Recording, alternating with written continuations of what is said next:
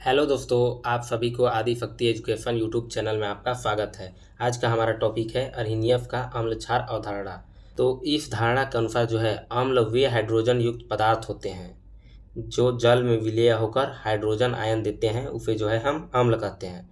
अर्थात जब हम जो भी पदार्थ हम लेते हैं उसमें एक हाइड्रोजन परमाणु होना ही चाहिए, तो उसे जब जल के साथ जब हम रिएक्शन कराते हैं तो हमें H+ के रूप में प्राप्त होता है, उसे जो है हम अम्ल कहते हैं।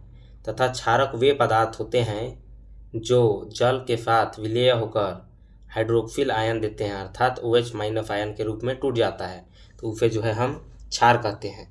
इस सिद्धांत को जो है अर्हिनियफ ने दिया था। तो इसमें हम एक उदाहरण देखते हैं। जैसे HCl एक अम्ल है तथा NaOH एक क्षार होता है, तो इसे जब हम जल के साथ विलय करते हैं तो हमें यह प्राप्त होगा। जैसे HCl को जल के साथ रिएक्शन कराते हैं H2O, तो जो है H+ के रूप में तथा Cl जो है माइनस के रूप में टूट जाता है। तो जब इसे पुनः रिएक्शन कराएंगे तो हमें फिर से HCl प्राप्त होगा। तो ये HCl को जब हम आयनित करते हैं जल के उपस्थिति में तो H+ प्राप्त हो रहा है, अर्थात अर्हिनियफ के अनुसार यह जो है अम्ल होता है। तथा NaOH को जब हम लेते हैं NaOH, इसे जो है हम जल के साथ इसे भी विलय करते हैं तो हमें Na जो है प्लस के रूप में तथा OH जो है माइनस के रूप में टूट जाएगा। तो यहाँ Na+ और OH- के रूप में टूटता है। तो यहाँ देख सकते हैं इसे जब जल के साथ विलय करते हैं तो क्या हमारा प्राप्त होता है OH- आयन, अर्थात यह क्या है दोस्तों, हमारा यह क्षार होता है। तो इतना सभी को समझ में आ गया होगा कि अर्हिनियफ ने यह बताया कि जो पदार्थ H+ आयन देता है जल के साथ विलय होने पर वह अम्ल होता है, तथा वह पदार्थ जो जल के साथ विलय होने पर OH- आयन देता है वह हमारा क्षार होता है। तो जब हम अम्ल तथा क्षार को परस्पर क्रिया कराते हैं तो हमें लवण तथा जल बनाता है। जब हम कोई अम्ल, हम HCl तथा NaOH को ही ले लेते हैं, तो हम इन दोनों को जब आपस में क्रिया कराएंगे तो हमें लवण तथा जल प्राप्त होता है। इस अभिक्रिया को जो है उदासीनीकरण की अभिक्रिया कहते हैं। तो इस क्रिया को कराते समय जो हमें ऊष्मा उत्सर्जित होता है उस ऊष्मा को जो है हम उदासीनीकरण की ऊष्मा कहते हैं।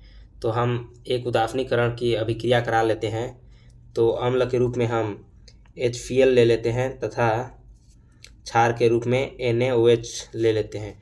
जब हम इसे रिएक्शन कराते हैं, अम्ल व क्षार को जब आपस में अभिक्रिया कराते हैं तो हमें यहाँ देख सकते हैं Na तथा ये Cl मिलके आपस में NaCl लवण के रूप में प्राप्त होता है, तथा यहाँ OH और यहाँ एक H आपस में मिलके H2O का निर्माण करता है। तो इस प्रकार से जो है अम्ल तथा क्षार का जब आपस में रिएक्शन कराया जाता है तो हमें लवण तथा जल प्राप्त होता है। तो इस अभिक्रिया को है दोस्तों उदासीनीकरण की अभिक्रिया कहते हैं।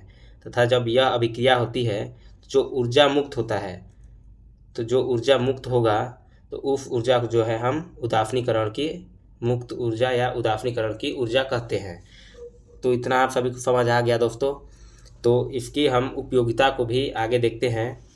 यह जो है बड़े अंकों में पूछा जाता है, इसलिए इसका उपयोगिता में, तो इसका उपयोगिता जो है दोस्तों इस धारणा के अनुसार से उदासीनीकरण की ऊष्मा ज्ञात की जा सकती है। यहाँ देख सकते थे हम उदासीनीकरण अभिक्रिया कराते थे तो हमें उसकी ऊष्मा भी प्राप्त होती थी।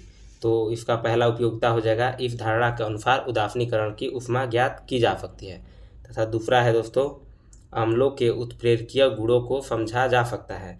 अर्थात जो भी क्रिया होती है उसमें उत्प्रेरक के रूप में जो अम्ल लेते हैं उनको गुणों को जो है हम अच्छी तरह से इस सिद्धांत के अनुसार से समझ सकते हैं। तो आगे हम इसकी सीमाएं देखते हैं। ठीक है दोस्तों, इतना समझ में आ गया होगा आपको। आगे देखते हैं इसकी सीमाएं।